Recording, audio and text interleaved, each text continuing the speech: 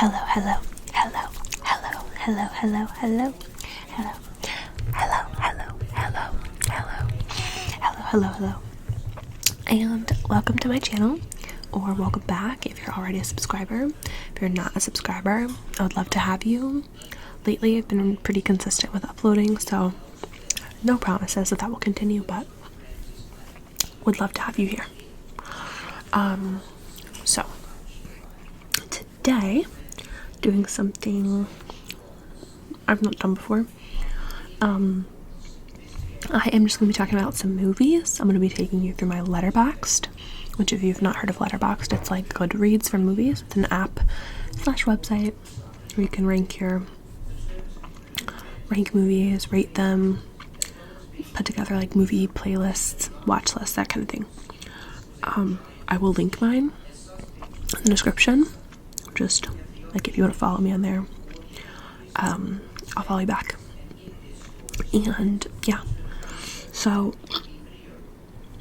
I'm also chewing gum, so I have the gain way down, so hopefully the mouth sounds aren't too like obnoxious. But yeah, I'm just going to take you kind of through my Letterboxd, I'm just going to take you through movies I've seen in the last month, in the last 4 to 6 weeks, and just give you like a brief little something about each movie and what I thought of the movie. Okay. Speaking of okay, I'm going to talk first about not okay. This movie came out this year. It's starred Zoe Deutsch. It was straight to streaming. I'm sure you guys heard about it. Basically, it's about like an influencer who, well, she's a fake influencer, but I think a lot of influencers are fake in the way that they exaggerate their lives. I'm not hating on it. It's just sort of the nature of social media, right? But basically, she like fakes a trip to Europe by like posting these super photoshopped pictures. She never actually went to Europe. She faked this trip to Paris, and basically a bombing takes place in Paris where she was supposed to be, and instead of owning up to the fact that she wasn't there, she like continues through the story, and it just becomes a bigger and bigger and bigger lie. Obviously then she gets found out, she gets canceled, whatever, you know how it goes. I gave this movie a 2.5, and the Letterboxd average rating is 3.1, so I guess the average person liked it a little bit more than I did. I watched this when I had COVID. I just wanted something like light and like bad, like, you know, when you were sick and you just want to watch like bad movies. Yeah, so it was not good. I wouldn't really recommend it. But you know, it's not. One of the comments on Letterboxd says the TikTokification of Dear Evan Hansen. I think that's really funny, but it was nothing to write home about. Then I watched Coda, which I believe won Best Film last year, or won some sort of big award. It came out 2021 last year. And Coda stands for Child of Deaf Adults, which I never knew. But basically it's about a deaf family of 4, and the one daughter in the family is the only hearing person. And she has a big passion for music and for singing, and her family runs a family business, and she's sort of expected to help out with that, especially as the hearing person. She's often their ASL translator. Sorry, that was a loud sound. And she basically wants to go to school for music, and so it sort of just follows this family just like dealing with their differences. It's very emotional. It's a good movie. I don't know that it necessarily, I don't know about best picture of the year, but it's pretty good. I rated it 4 stars, and Letterboxd average rating is 3.9.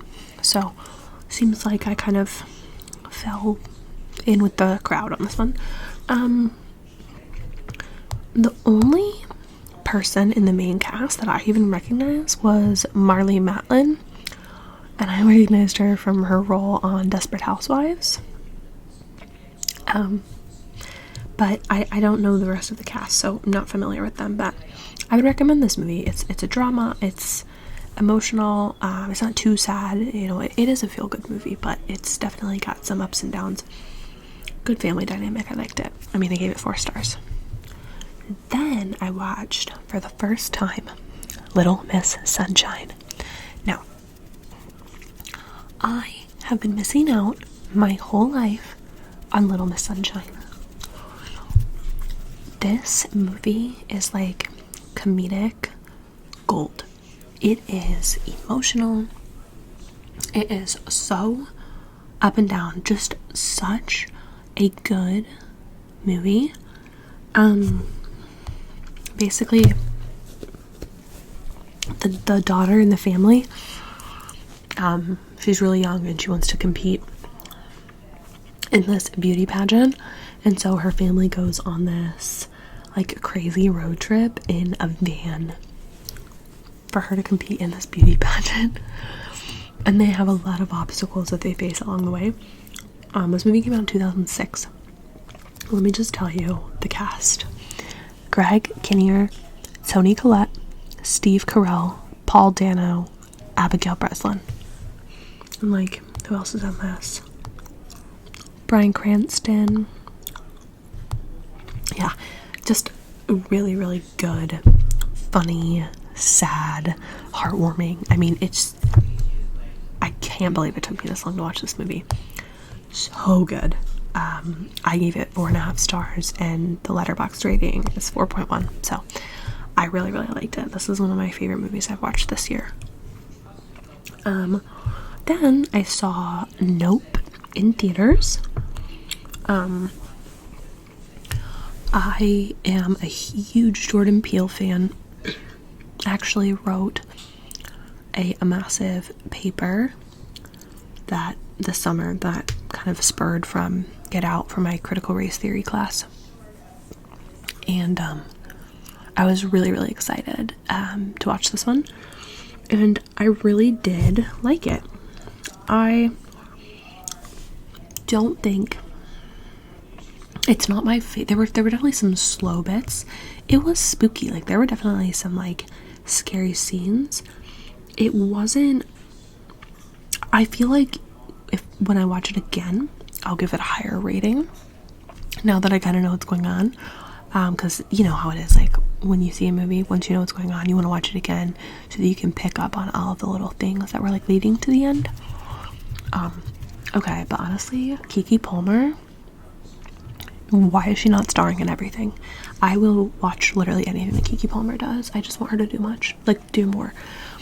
Like, remember the golden era when Keke Palmer was like in Jump In and Akeelah and the Bee?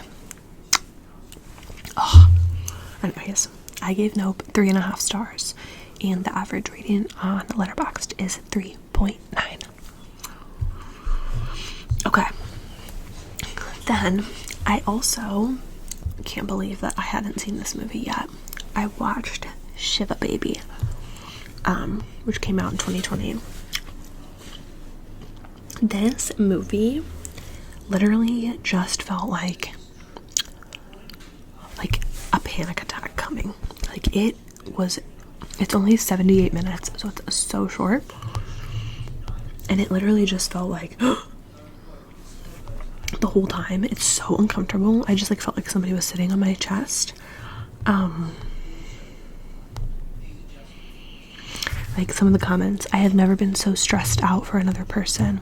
It's like a car crash you can't look away from in the best possible way. I'm obsessed. So it's just like discomfort. Awkward. And it's basically about this college student that is at a Shiva, which, if you don't know, it's basically like a funeral after party for Jewish people. She's Jewish, her family's Jewish, everyone at the Shiva is Jewish, you know. But basically, like, at the Shiva, it's like just all these horrible family members asking her, like, oh, how's college? Do you have a boyfriend? Like, all those horrible questions you get when you come home from college for, like, a holiday. Her ex-girlfriend is there. She comes, like, face to face with her sugar daddy, who apparently is married. I mean, it is, like, every terrible thing that can happen to this girl in an hour and 20 minutes happens to her. I gave this 4 stars, and the average rating is 3.9, so please watch this movie. It's Rachel Sennett, or Sennett, I'm not sure how you would say that, but and then Diana Agron's in it, and as a former Gleek, living for her performance. Please watch this movie, and report back and let me know how you liked it, because I want to watch it again, but I might have a heart attack. Then I watched The Fallout, which came out in 2021, and it is about a girl, well, two girls, really, high school girls, that they were basically witnesses to a school shooting. So obviously they survived, but it basically just follows their, like, trauma and the way that they sort of bond and have their friendship, and it's just this, like, journey of just, you know, trying to heal and spread awareness, and it I found it pretty moving. It was really interesting. It stars Jenna Ortega, who's like literally a star. Maddie Ziegler, it's the two of them, and then Shailene Woodley plays like a therapist in it. I really liked it. I think it definitely did a good job of actually showcasing how teenagers are, because a lot of movies, they don't do an accurate portrayal of, like, being a teenager. Obviously I'm not a teenager anymore, but my sister's 17. And I think they did a really good job portraying how teenagers actually talk. So I liked it. It definitely, like, can be really triggering if you have a hard time with gun violence. Not that we, like, see a lot of it, but just, like, the aftermath of that. It's pretty heavy, but I really enjoyed it. Then I watched Erin Brockovich for a class. I'm in, like, a law and film class, so I watched Erin Brockovich, which came out in 2000. Directed by Steven Soderbergh, and stars Julia Roberts. And it's basically about a woman, a very, like, poor single mom who kind of goes to work for an attorney, and they end up taking on a huge environmental case, a town that basically has, like, water poisoned by a factory and causing so many illnesses and deaths. And so it's a lawyer movie about environmental justice. And so I had some issues with it, as far as, like, I don't know, her character felt, like, really unrealistic, and some of the dialogue was a little, like, you know what I mean? I don't know. It was good. I liked it. It was really entertaining, which is the most important thing, right? I gave it 3 stars. The average rating on here is 3.7, so yeah, it was good. I would recommend it. Honestly, if anything, just for a look into, it's based on a completely true story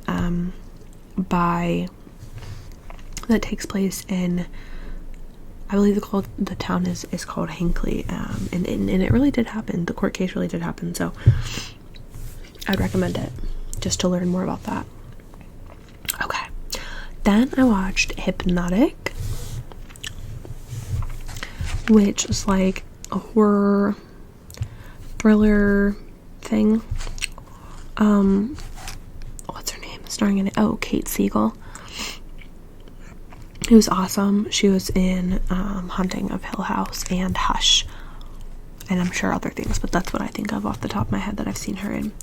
It was basically about a woman that like goes and gets like hypnosis as therapy, but the like therapy hypnotist is a bad guy.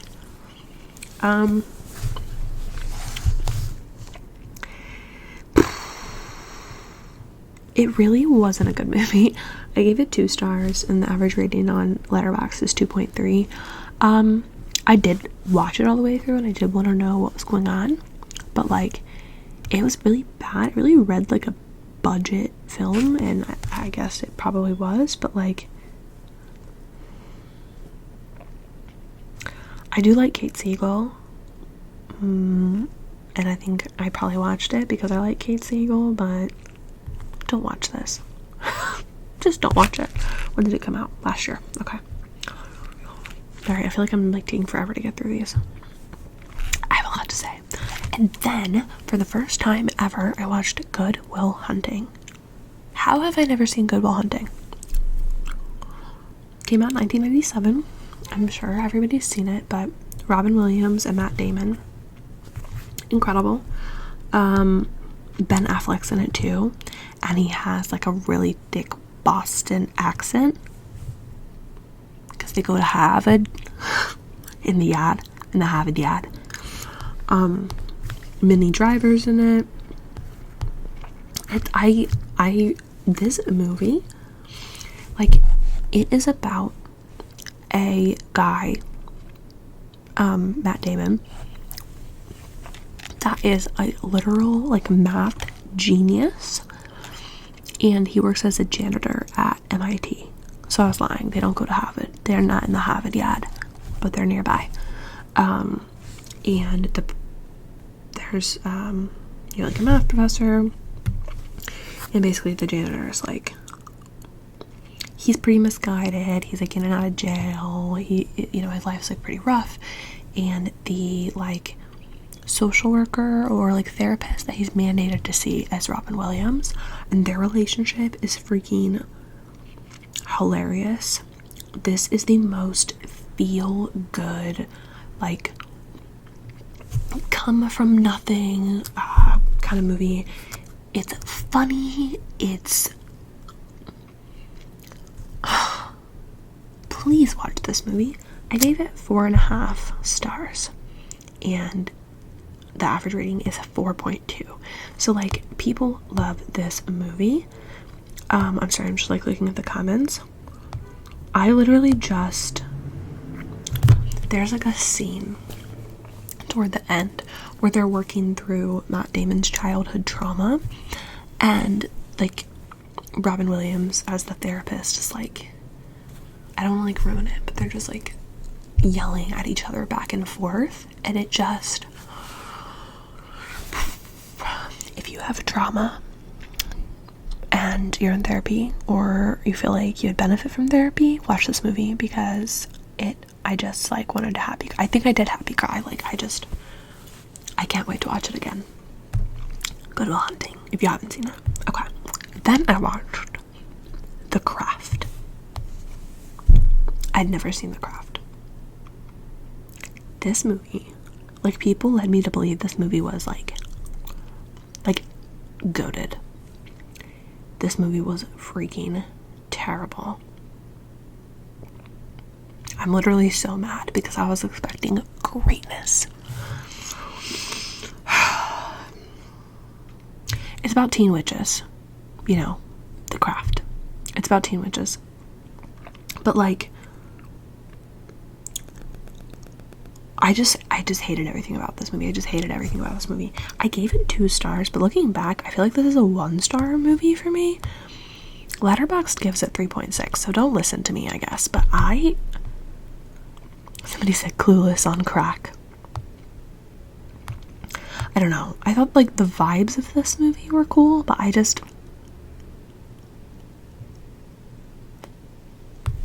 not for me. Okay. Then also for my film class, I watched Just Mercy. I liked it. I mean, I think it's hard to watch this movie and not like it and not think it's great. It is based on a true story, and it's based on a nonfiction book by Brian Stevenson, who is the lawyer. But it stars Michael B. Jordan, and it's about like a Harvard educated lawyer who goes down to Alabama to defend people on death row for various crimes, and a lot of racism, a lot of, I mean, it takes place in the South, and it's about death row, so a lot of death row is black men, and Michael B. Jordan defends them, and he goes through a lot of the racism himself, even as the attorney. It's really moving. Sorry.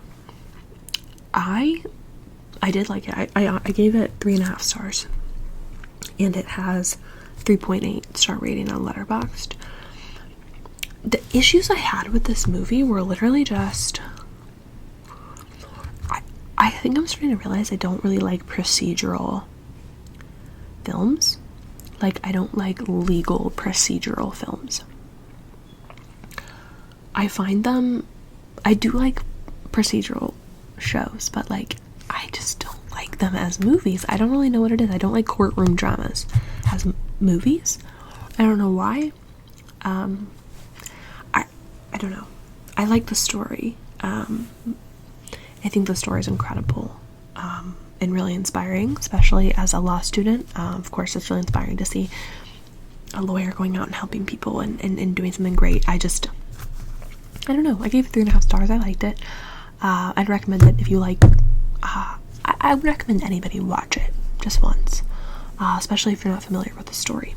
But it also stars Brie Larson and Jamie Foxx, so that alone should entice you. But yeah, not my favorite, but I liked it. I probably won't watch it again though. Okay.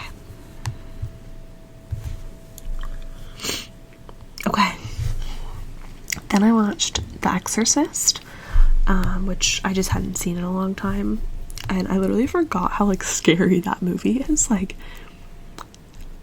not like scary, I'm gonna have nightmares, but just like the imagery, it's just like gross. Like 1973, it's classic. I'm gonna talk more about this in my must-watch horror video that I'm gonna put out in October, so I'm not gonna go into detail, and I have a few horror movies that I've been watching lately because 'tis the season. But I gave it 4 stars, and that's the exact rating on Letterboxd, is 4.0. So okay,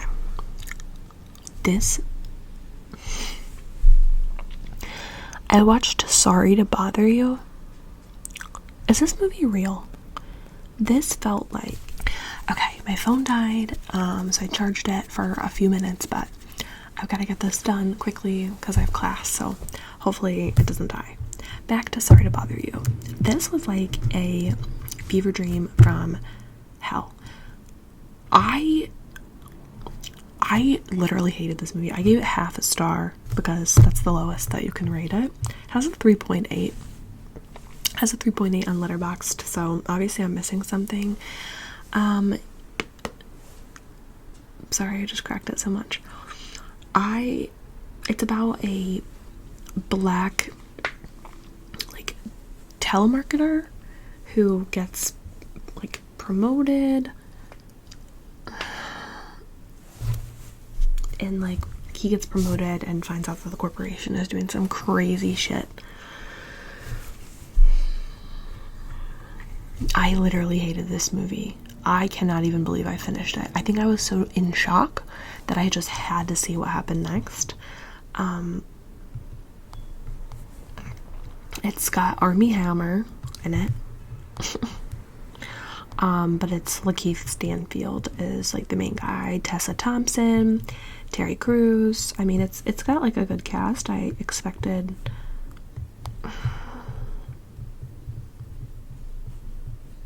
I just literally hated this movie. Next. Okay, I just have like a few more. We need to talk about Kevin. I'd never seen this either. 5 stars. 5 freaking stars. Basically, it's about a boy played by Ezra Miller, which already spooky. I'm already spooked. And his parents, Tilda Swinton and John C. Reilly. Now, how those two made Ezra Miller. Okay.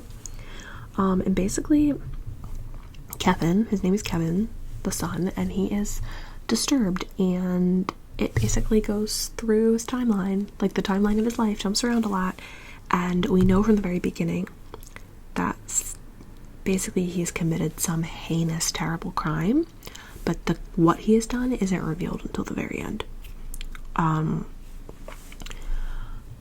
The entire time I was watching this movie, I was so uncomfortable. I wanted to crawl out of my skin in the best way. This movie was so horrible. It was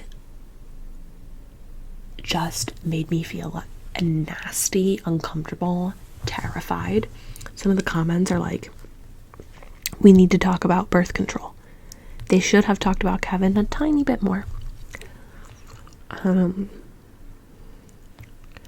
Basically a 2-hour birth control commercial.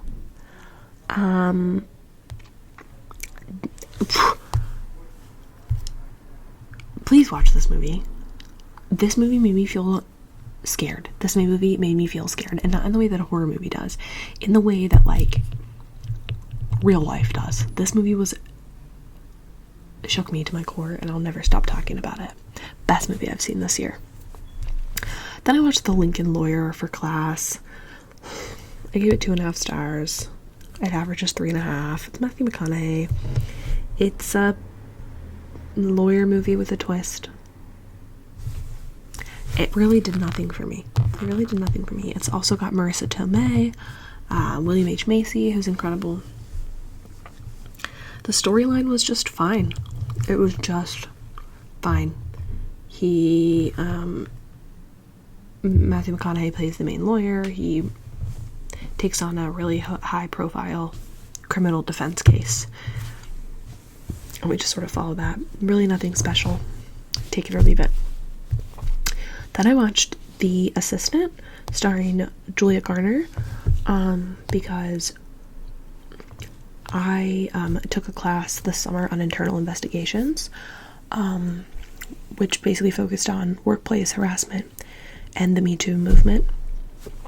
And when I was doing research for that class, I kept stumbling across The Assistant, and people were talking about it. Basically it's about an assistant to a powerful executive that faces, that basically becomes aware of abuse in the workplace, specifically towards women, and discrimination, that type of thing. So I was like, okay, I'll check it out. 1 star. Letterboxd says 3.5, so maybe I'm being harsh, but like, this movie was so boring. Literally nothing happened. There was one scene that was like, that was it. The whole movie, literally nothing happened. It just felt super mundane. I mean, yeah, it was slice of life. I mean, it was pretty heavy topic, but like, they could have done so much more with this movie, and it felt completely flat for me. Absolutely would not recommend it. Then I watched A Nightmare on Elm Street, which of course I've seen, was a rewatch for me. It's an 80s slasher movie. Obviously gives us Freddy Krueger, one of the pinnacle slasher villains of our time. Again, I'm going to talk more about these movies in an October video, but 2.5 stars. It's right down the middle, average, totally fine. I probably won't watch it every October, but it's a good rewatch every few years. Then I watched The Stepford Wives. This movie was not at all what I expected. So I'm sure you've heard, The Stepford Wives, people, it's just like a saying. It's basically like a perfect town where all the wives are housewives, and they're like Holly homemaker, and they're perfect, and they have their hoop skirts and their makeup done, and the husbands all go to work, and it's, I didn't know this was had like sci-fi elements to it. I kind of thought it was just like a drama. It stars Nicole Kidman and Matthew Broderick, Bette Midler, Glenn Close, Roger Bart, Christopher Walken. I mean, the cast alone. John Lovitz. I mean, I gave it 2.5 stars. Letterboxd says 2.8. It was pretty like cheesy and honestly ridiculous, but I don't know, give it a watch. My favorite like quote, which somebody commented it here: only high-powered, neurotic, castrating Manhattan career bitches wear black. Is that what you want to be? And she says, ever since I was a little girl. So we love a boss babe, a career woman. Oh my god. And then I watched Children of the Corn, which I hadn't seen. I gave this movie 1 star. It was comically bad. I laughed the whole time I watched it. But 2.8 stars is what Letterboxd says, so I will talk more about this in another video. And my most recent watch that I actually watched last night is Do Revenge, which just came out. I watched it for the cast and for the teen movie vibes. Camila Mendes, Maya Hawke, Austin Abrams, Sarah Michelle Gellar, randomly, Alicia Bowe, Sophie Turner is in this. Yeah, I gave this 2.5 stars. Letterboxd says 3.4. It very much like the style of it was kind of like throwbacks to like Clueless and like those classic teen movies. It was definitely, I wish it would have took place in college, not in high school, because the plot line just didn't feel very high schooly to me. It felt like a little bit more adult.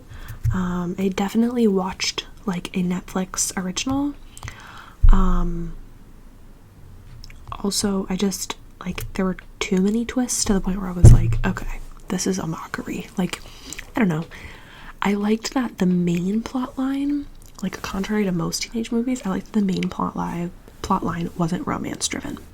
But other than that, meh, I'll not watch it again, but I'll always watch movies like this when they come out, because so many of them are so nostalgic and like hit home for me, and I can definitely see this movie hitting home with other people, but just wasn't for me. It's about high school girls getting revenge, you know, classic stuff.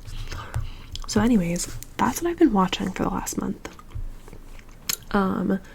I could talk another time about movies in my watch list, movies I plan to watch.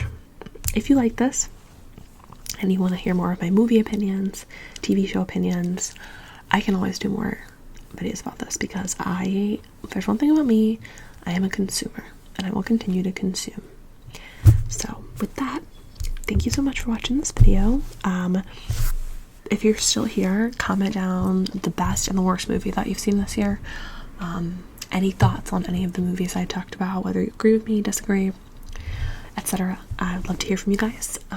Thank you so much for watching. I hope that you're staying happy, healthy, and safe, and I'll see you guys next time.